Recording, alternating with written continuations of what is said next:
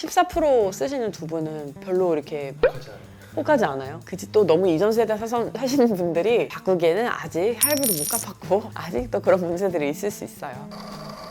네, 여러분 안녕하세요. 가전주부입니다. 이번에는 아이폰 15 프로에서 무게가 좀 가벼워졌다는 그런 이유 때문에 아무래도 프로 맥스의 인기가 굉장히 높은 것 같은데요. 제가 이미 라이브로 이렇게 내추럴 티타늄 프로 맥스 여러분께 보여드렸었고요. 그리고 또 새로운 거 가지고 왔습니다. 제가 가장 예쁘다고 꼽았던 거.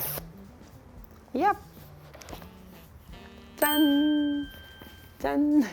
저의 이번 픽은 바로 블루 컬러입니다. 당연히 화이트나 블랙 같은 경우에는 언제나 그냥 무난하게 인기가 많고 이번에 히어로는 사실은 이 내추럴인 것 같아요. 그래서 우리 또 팀쿡님이 또 내추럴 또 한번 해주셨잖아요. 하지만 그건 팀쿡님의 생각이시고 저의 픽은 블루였다.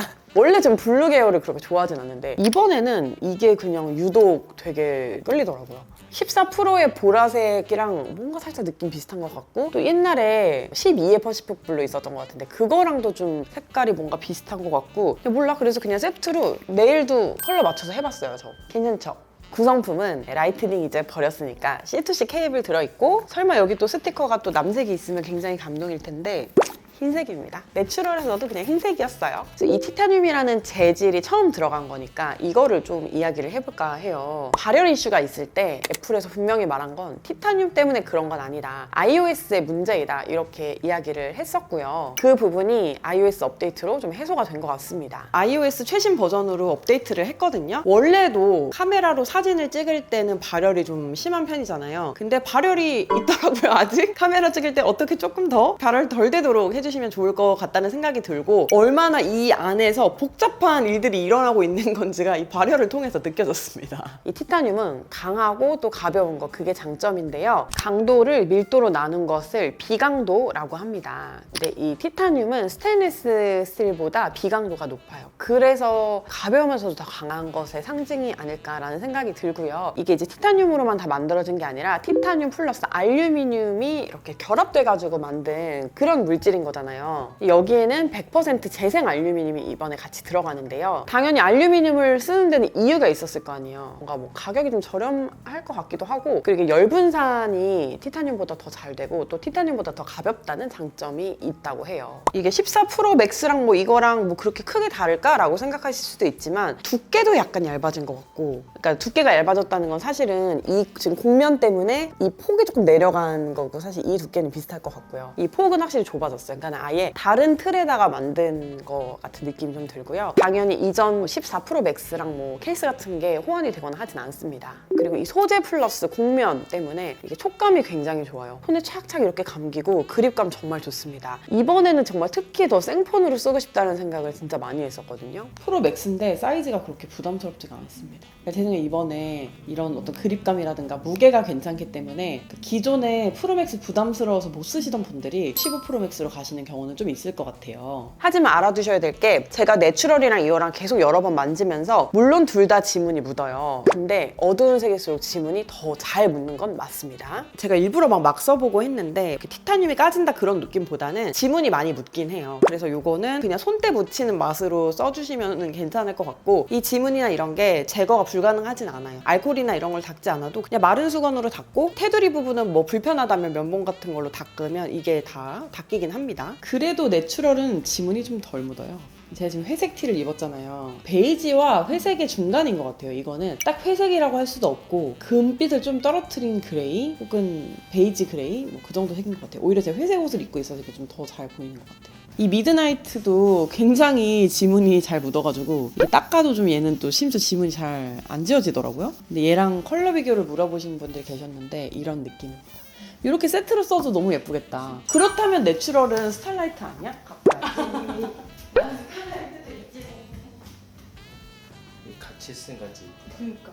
얘네는 그렇게 세트 같지는 않은 느낌이지만 어쨌든 뭐 계열이 비슷하니까 이렇게. 그리고 이 내추럴은 미국 거잖아요. 그래서 유심 트레이가 없어요. 20만 지원하기 때문에 이 블루는 한국 거이기 때문에 이게 유심 트레이가 있습니다. 저는 아직 물리심을 쓰고 있거든요. 그리고 이번에 무게가 19g이 줄어들었어요. 근데 이제 예전에 프로 무게가 13g이 늘었을 때 정말 체감상 너무 무겁다 이런 이야기를 진짜 많이 했었는데 19g 10g이 줄어든 거니까 늘어났던 것보다 줄어든 건 거잖아요. 20g 정도가 사람이 이거를 우리가 20g 찐다고 해서 막 그걸 느끼진 않잖아요. 근데 손에 이렇게 느껴지는 거 보니까 20g 찔 때 되게 조심해야 되겠어.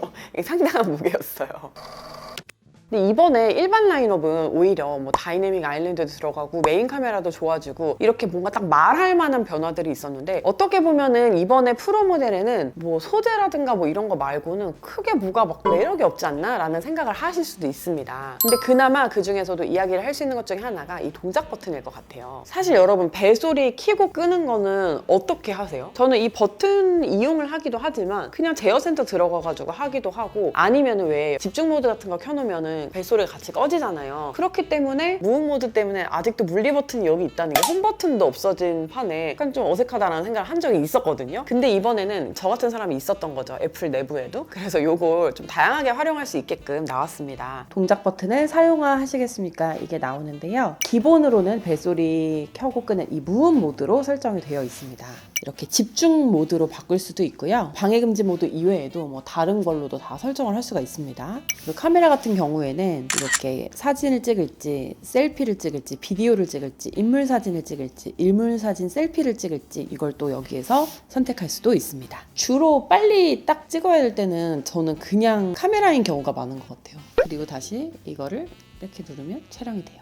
그리고 손전등 바로 켜는 걸로 설정을 할 수도 있어요. 음성 메모 바로 켜는 걸로도 설정을 할 수 있어요. 그리고 확대기로 쓸 수도 있고요. 단축어로 쓸 수도 있습니다. 타이머 설정 뭐 이런 거 할 수 있죠. 앱 열기, 깔려있는 앱들 중에 선택해서 열고 뭐 이런 거 가능하고요. 그리고 손쉬운 사용으로 가서 화이트 포인트 줄이기라든가 보이스 오버라든가 어세시브 터치라든가 듣기 지원이라든가 이런 것도 여기서 또 바로 가기로 사용하실 수 있어요. 약간 뭐 장애를 가지신 분들이나 이런 분들은 이 기능을 굉장히 유용하게 잘 사용하실 수 있을 것 같아요. 그리고 뭐 동작이 없음을 해서 이 버튼을 사용하지 않을 수도 있습니다. 그러니까 저는 어떤 생각이 들었냐면, 원래는 이렇게 제어판에 들어가서 그런 거를 좀 즐겨찾기를 해놓을 수가 있었잖아요. 근데 그거를 이 버튼으로 몰아온 것 같은 느낌이 들었어요. 근데 다만 뭐 더블 탭하거나 뭐 그런 걸로 메뉴가 실행이 되지는 않고 그냥 이걸 누르는 거, 길게 누르는 거, 이걸로만 쓸 수가 있어요.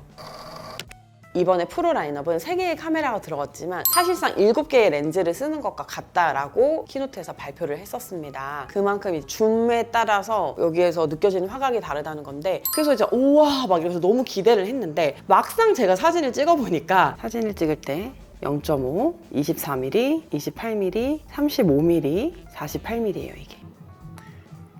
가다가 딱 5배 좀, 이게 120mm 나오거든요. 1대1에서 24, 28, 35로 이렇게 화각이 바뀌잖아요. 근데 그게 그냥 내가 조금 손을 이렇게 하냐 이렇게 하냐 정도의 차이밖에는 그 거리 차이가 많이 나진 않는 거예요. 그래서 사진을 좀 전문적으로 찍으시거나 렌즈에 대한 지식이 있으신 분들은 35부터는 뭐 표준 화각 뭐 이런 지식이 있으시겠지만, 일반 유저들이 사용을 하실 때는 그냥 굳이 이거를 구분을 해서 자주 쓰실까라는 생각이 조금 들긴 했었어요. 엄청나게 드라마틱하게 정말 렌즈를 갈아 끼운 것처럼 다른 화각이 나오고 이 정도까지는 좀 아니다.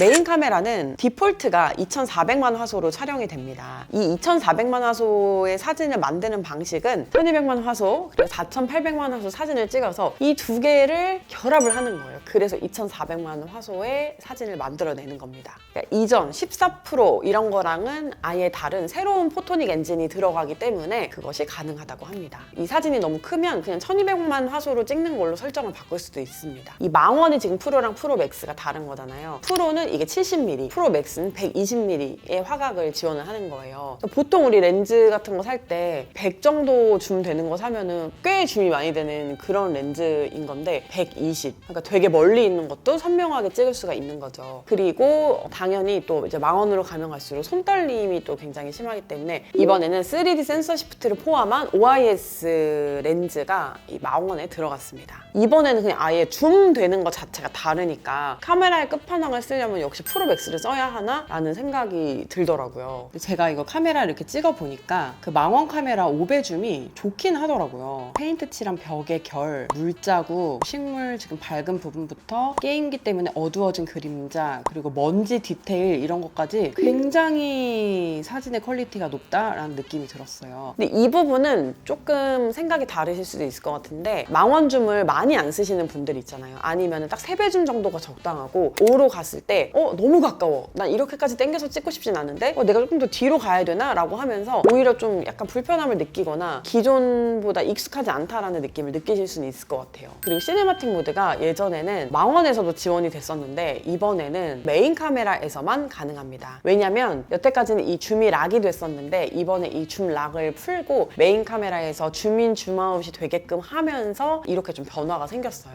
그리고 또 이번에 로그 촬영을 하면 아카데미에서 요구하는 설정에 맞춰서 촬영을 할 수 있게끔 바꿨어요. 물론 이제 전문적으로 영화를 찍으시는 분들은 레드나 알렉사 같이 막 되게 좋은 카메라들 많잖아요. 그런 걸 물론 사용을 하시겠지만 또 아이폰으로도 그런 규격을 맞출 수 있다는 거는 그것 때문에 또 다른 시도를 하시는 분들이 또 생길 수 있을 것 같아요. 재작년이었나요? 박찬욱 감독이 우리나라에서도 영화 찍고 해외에서도 아이폰으로만 찍은 영화들 굉장히 많이 나왔었잖아요. 그런 시도들이 이렇게 조금 더 재미있게 나오지 않을까라는 생각이 들고 이런 전문 장비들이 점점 더 간소화가 될 것 같아요. 그러니까 좀 중간이 없어지고 아예 폰으로 모든 걸 다 하든가 아니면 아예 정말 초고 전문 장비로 가든가 이렇게 좀 카메라가 나뉠 것 같다는 생각이 듭니다.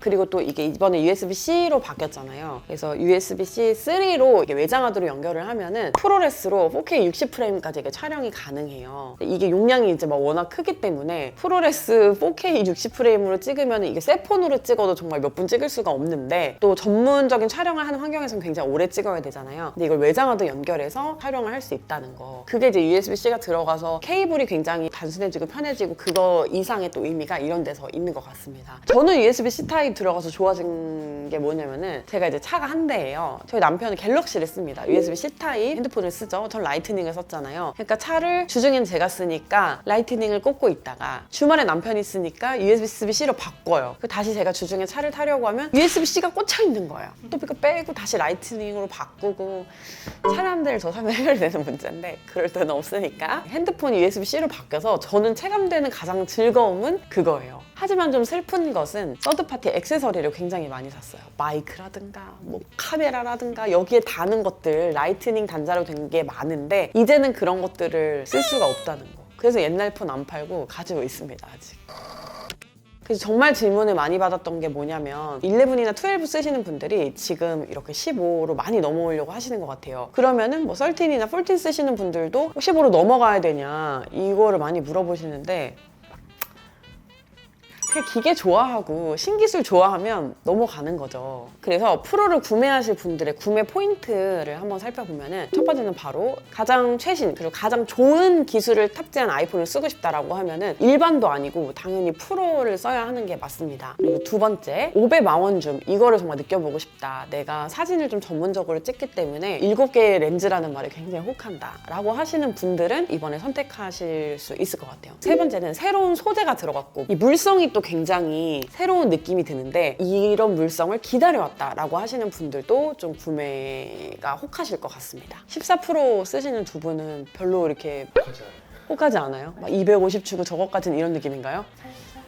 오히려 16. 16을 기대한다. 짝수를 기대한다. 그치 또 너무 이전 세대 사시는 분들이 바꾸기에는 아직 할부도 못 갚았고 아직도 그런 문제들이 있을 수 있어요. 그래서 여러분들 필요에 따라서 현명하게 잘 선택을 하시면 좋겠지만 저는 솔직히 말해서 프로를 쓰고 있었는데 프로맥스를 너무 쓰고 싶었었거든요. 근데 무게 때문에 못 가고 있다가 이번에 이때다 싶어가지고 지금 온 거예요. 그래서 저처럼 이렇게 좀 무게에 민감하셨던 분들도 드디어 쓸만하다라는 느낌이기 때문에 그런 분들도 이렇게 오실만하다는 생각이 듭니다.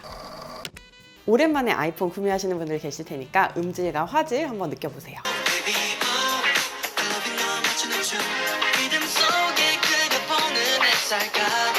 그리고 정말 말이 많았던 이 파인우븐 케이스 이야기를 안 할 수 없을 것 같아요. 이게 제가 처음에 언박싱을 하는 날 막 바로 그었는데 여기 스크래치가 났어요 라고 이야기를 했는데 그게 그 아빠 양말 색깔, 카푸치노 색깔 그게 조금 빛에서 봤을 때 더 긁힘이 많이 보였던 것 같아요. 그리고 전 지금 남색을 쓰고 있는데요. 이거는 사이드 부분은 그렇게까지 막 손톱 자국이 많이 나거나 그렇진 않아요. 근데 당연히 뒷면 부분 있잖아요. 여기는 손톱에 긁으면 그게 남아요. 되게 좋은 소재의 양말? 되게 아빠 양말 양말 중에 왜 양복 양말 중에 이런 거 있단 말이에요. 그런 거 니트 같은 거 딱 한번 긁으면 영구적으로 막 손상이 엄청나게 되는 건 아니지만 약간 자국은 남는 그런 거 생각해 주시면 될 것 같아요. 그래서 이런 사용감이 쌓이는 건 어쩔 수 없는 것 같고, 물 묻는 거는 좀 오해가 있는 것 같아요. 이거 물이 묻으면은 뭐 젖어가지고 색깔이 영원히 변형이 되는 것처럼 그렇게 알고 계신 분들도 많은데, 제가 이거 가지고 수영장까지 가봤거든요. 근데 지금 그냥 다 말랐어요. 그러니까 이게 직물이잖아요, 파인 우분이라는 것 자체가. 그러니까 마르는 게 맞아요. 젖은 상태로 색깔이 변형된 채로 얼룩이 남은 채로 영원히 유지가 되는 건 아니었습니다. 근데 이 케이스가 이것만 불량일 수도 있는데 약간 힘 받는 점이 있어요. 근데 이거는 저는 조금 생각보다 많이 거슬리더라고요. 아이폰 케이스 써보신 분들은 이렇게 맥세이프 자국이 나는 걸 알고 계실 건데요. 이 맥세이프 자국에 딱 가운데 사과 로고가 있어야 되잖아요. 근데